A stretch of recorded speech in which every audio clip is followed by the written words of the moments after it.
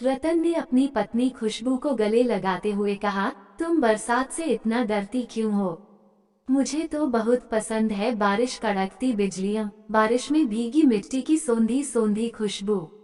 रतन के सीने से लगी खुशबू ने कहा, मैं आपकी तरह हिम्मती नहीं हूँ। मुझे तो बहुत डर लगता है, बादल के गरजने और बिजली चमकने से मुझे तो डर के मारे रोना आ जाता है। मैं अपने मायके में तो मम्मी से चिपक कर सोती थी, कभी अकेली नहीं रही। रतन ने खुशबू से कहा, अच्छा जी, लेकिन तुम रोती बहुत हो। ये तो है, हर छोटी छोटी बात में, अब वो बात खुशी की हो या गम की। अरे तुम एक फौजी की पत्नी हो, तुम्हें तो निडर और साहसी होना चाहिए। अब तुम्हें खुद को बदलना होगा, क्योंकि अब तुम लड़की नहीं रही, अब तुम माँ बनने वाली हो। अब तुम्हारे कंधों पर ही सारी जिम्मेदारी है, घर, माँ, बाबूजी और बच्चों का सबका ख्याल तुम्हें ही रखना होगा। जो यूं डर कर या रो धोकर रहोगी तो तुम कभी नहीं कर पाओगी। भगवान ना करे कल को कोई बात हो गई तो।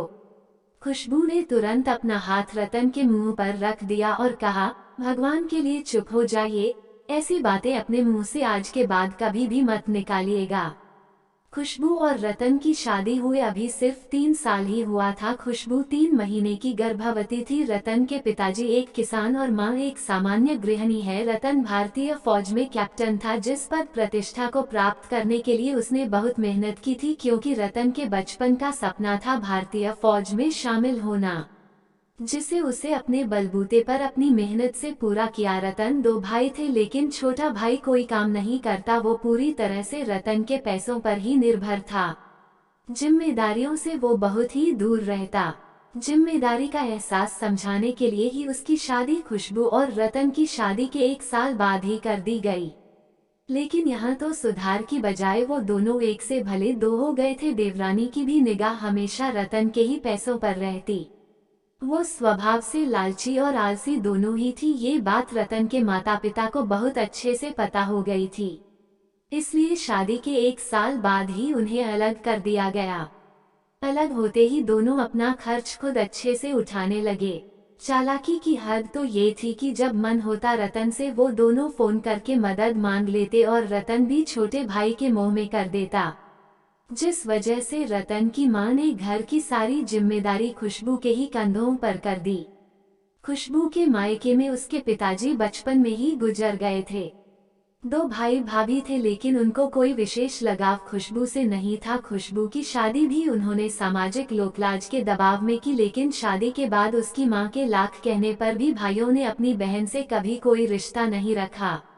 उन लोगों ने उसे कभी फोन करके उसकी विदाई नहीं कराई थी। खुशबू का जब अपनी मां से मिलने का मन होता, वो खुद ही आती और मिलकर चली जाती। रतन सारे सच और अपनी पारिवारिक परिस्थितियों से अच्छी तरह वाकिफ था, इसीलिए उसे हमेशा अपने परिवार की चिंता लगी रहती। 1 महीने की छुट्टी बिताकर रतन वापस ड्यूटी पर चला गया, वापस जल्दी आने का वादा करके। 9 महीने बाद खुशबू ने 2 जुड़वा प्यारी सी बेटियों को जन्म दिया, जिसकी खबर सुनकर रतन बहुत खुश हुआ। उसने कहा, अभी छुट्टी नहीं मिली, लेकिन अगले महीने में पक्का आ जाऊंगा। छुट्टी की अर्जी लगा दी है। लेकिन तब तक सीमा पर कारगिल का युद्ध छिड़ गया और सभी सैनिकों की छुट्टियां कैंसिल कर दी गई। रोज टीवी पर सैनिकों की शहादत की खबरों को सुनकर खुशबू का मन डर जाता। मन में तरह तरह के ख्याल आने लगते। उसका मन डर और किसी अनहोनी की आशंका से कांप उठता और वो रोने लगती। तो हर बार खुशबू की सास कहती, तू इतनी कमजोर हो जाएगी तो बेटियों को कौन संभालेगा? और जरूरी तो नहीं कि हर सैनिक शहीद ही हो बेटा। खुद को मजबूत बना और अपनी बेटियों को भी मजबूत बना, क्योंकि एक मजबूत इच्छा शक्ति की मां ही अपने बच्चे को मजबूत और दृढ़ इच्छा शक्ति का व्यक्तित्व बना सकती है और सही राह दिखा सकती है। दोनों बच्चों को गोद में लिए खुशबू ने कहा, आप सही कह रही है मां जी। मैं अपनी बेटियों को उनके पिता की तरह मजबूत व्यक्तित्व का बनाऊंगी, मजबूर या डरपोक नहीं। अगली सुबह खुशबू ने सास को चाय पकड़ाई और कहा, माँ, मैं रसोई में नाश्ता बनाने जा रही हूँ। तब तक ससुर जी ने लड़खड़ाते हुए कदमों के साथ कमरे में प्रवेश किया तो उनको खुशबू ने पकड़ते हुए कहा, क्या हुआ बाबूजी, आपकी तबीयत ठीक नहीं है क्या? उनके चेहरे की गंभीरता और भाव देखकर खुशबू को लगा कि कुछ तो हो गया है। लेकिन क्या, ससुर जी की हालत देखकर उसकी सास जोर जोर से रो रही थी। वो उनको झकझोरते हुए बोले जा रही थी, क्या हुआ जी? भगवान के लिए कुछ तो बोलिए, क्या हुआ? किसी से झगड़ा हुआ क्या? आप इतना बेचैन क्यों हैं? तब तक खुशबू के मोबाइल पर फोन आया। देखा तो रतन का नंबर था। खुशबू ने तुरंत झटके से फोन उठाकर एक सांस में बोला, हेलो रतन, तुम ठीक हो ना? पता नहीं बाबूजी को क्या हो रहा है, सिर झुकाए बैठे हैं, कुछ भी नहीं बोल रहे। मुझे तो डर लग रहा है, पता नहीं क्या बात हो गई। तुम्हें पता है ना इस तरह के परिस्थितियों से मैं कितना डरती हूँ, लो तुम ही समझाओ। रोती हुई खुशबू ने एक सांस में सारी बात बोली। तभी उधर से आवाज गूंजी, मैडम मैं रतन नहीं, एक सिपाही बोल रहा हूँ। कैप्टन रतन युद्ध में शहीद हो गए। इतना सुनते खुशबू के हाथों से फोन छूट गया और तुरंत जमीन पर गिर पड़ी और बेहोश हो गई। रतन के शहीद हो जाने की खबर पूरे मोहल्ले में फैल गई। खबर सुनते आस पड़ोस से जानने पहचानने वाले भागकर आए। खुशबू के मुंह पर पानी का छींटा देकर होश में लाया गया। रतन का पार्थिव शरीर पूरे राजकीय सम्मान के साथ तेज बारिश के बीच उसके घर लाया गया। आकाश में आज भी बिजलियां चमक रही थी, बादल गरज रहे थे। ऐसा लग रहा था जैसे बादल भी आज गर्जना करके देश के इस वीर सपूत को अपनी श्रद्धांजलि दे रहे हो। पेड़ पौधे हवा के तेज झोंकों से झुक झुक कर जैसे उसे आज सलामी दे रहे थे। रतन को श्रद्धांजलि देने तेज बारिश में भी आसपास के गांव से लोगों का भीड़ उमड़ पड़ा था। सब नारा लगाए जा रहे थे, भारत माता की जय, जब तक सूरज चांद रहेगा रतन तुम्हारा नाम रहेगा, हमारा रतन अमर रहे। हर छोटी से छोटी बात पर डरने और रोने वाली खुशबू के आंखों में आज डर और आंसू दोनों नहीं थे। उसने बेटियों के साथ रतन को भावपूर्ण श्रद्धांजलि देते हुए कहा, देखो रतन, आज मैं रो नहीं रही और अब कभी रोऊंगी भी नहीं। तुम यही चाहते थे ना? लेकिन तुम जानते हो क्यों? क्योंकि अब कोई चुप कराने वाला और आंसू पोंछने वाला नहीं बचा मेरे पास। जिसने भी ये मंजर देखा उसकी आंखों में आंसू आ गए। पूरे राजकीय सम्मान के साथ रतन के पार्थिव शरीर का अंतिम संस्कार किया गया। लेकिन घर लौटे वक्त रतन के पिताजी अपने जवान बेटे की मृत्यु का गम बर्दाश्त ना कर पाए और उनका भी देहांत हो गया।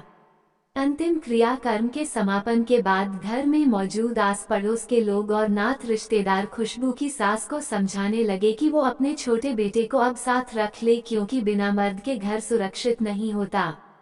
खुशबू बेचारी अकेली औरत, आखिर कोई बात ऊंच नीच हुई तो क्या कर लेगी? कल को दोनों बेटियां बड़ी होगी तो उनकी सुरक्षा के लिए भी तो कोई मर्द होना चाहिए ना। घर में आजकल वैसे ही जमाना बड़ा खराब है। हर रोज ही समाचार में सुनने को मिल जाती है रेप, किडनैपिंग जैसी घटनाएं। देवरानी ने इतना सुनते ही दुख में भी कुटिल मुस्कान ली, जिसे खुशबू ने देख लिया। तब खुशबू ने सबके सामने हाथ जोड़ते हुए नम्रता पूर्वक कहा, आप सभी का बहुत बहुत शुक्रिया मेरे दुख में शामिल होने के लिए, लेकिन आपकी राय मुझे नहीं मंजूर। मैं कभी भी इन लोगों को अपने साथ नहीं रखूंगी। रही बात हमारी, तो ये सही है कि मैं और मांझी एक औरत है, लेकिन बेचारी अबला या कमजोर नहीं। हम दोनों एक मजबूत औरत है। मैं एक शहीद की पत्नी हूँ और मांझी एक शहीद की माँ, और शहीद की पत्नियाँ और माँ कभी कमजोर नहीं होती। हम सब काफी है एक दूसरे को संभालने के लिए। और रही बात मेरी बेटियों के सुरक्षा और सुरक्षित भविष्य की, तो मैं उन्हें इतना काबिल और बहादुर बनाऊंगी कि वो अपनी सुरक्षा स्वयं कर सके। इतना सुनते खुशबू की देवरानी का मुंह बन गया, क्योंकि उसकी निगाह तो रतन को मिलने वाले पैसों पर और पेंशन पर थी। उसने सोचा कि वो एहसान और अधिकार दोनों जमा लेगी, लेकिन खुशबू ने ऐसा कहकर उसके सारे इरादों पर पानी फेर दिया। समय तेजी से पंख लगाकर उड़ गया। बेटियां बड़ी हो गई थी। आज भी तेज बरसात हो रही थी, बादल गरज रहे थे, बिजली कड़क रही थी, लेकिन आज खुशबू हाथ में कॉफी का मग लिए खिड़की पर बैठी पुरानी यादों में खोई हुई बरसात की बूंदों को देख रही थी। तभी फोन के घंटी बजी तो देखा बेटियों का फोन था। उसने फोन पर हालचाल पूछा। दोनों बेटियों ने बताया कि उन्हें छुट्टी मिल गई है और वो अपनी माँ और दादी से मिलने घर आ रही है। खुशबू खुश थी, क्योंकि उसकी दोनों बेटियां भी भारतीय फौज में देश की सेवा करके देश, परिवार और खुशबू का मान बढ़ा रही थी। बरसात की रात, खिड़की के बाहर गरजते बादल, कड़कती बिजली। खुशबू ने रतन की तस्वीर को सीने से लगाते हुए कहा, देखो रतन, मैंने तुमसे किया अपना वादा पूरा किया। तुम्हारी तरह तुम्हारी दोनों बेटियां भी फौज में ही भर्ती हुई। तुम्हारी बेटियां तुम्हारी तरह निडर और बहादुर है। वो छोटी छोटी बातों पे रोती नहीं मेरी तरह। अब तो तुम खुश हो ना? वैसे एक बात तो तुमको बताना ही भूल गई, अब मैं भी छोटी छोटी बातों में नहीं रोती। इतना कहकर वह काम करने लगती है। घर में खुशी का माहौल था। कहानी का उद्देश्य सिर्फ इतना है कि शहीद सैनिकों के बारे में बात करना और लिखना जितना आसान है उतना ही मुश्किल है किसी भी शहीद के परिवार का जीवन, क्योंकि शहीद सैनिक तो देश के लिए शहादत देकर चला जाता है, लेकिन उतना ही कठिन संघर्षमय जीवन हो जाता है उस शहीद के परिवार का जीवन। इसलिए हमें खुले दिल से अपने शहीद सैनिकों के परिवार की मदद करनी चाहिए, बिना किसी भी लालच के।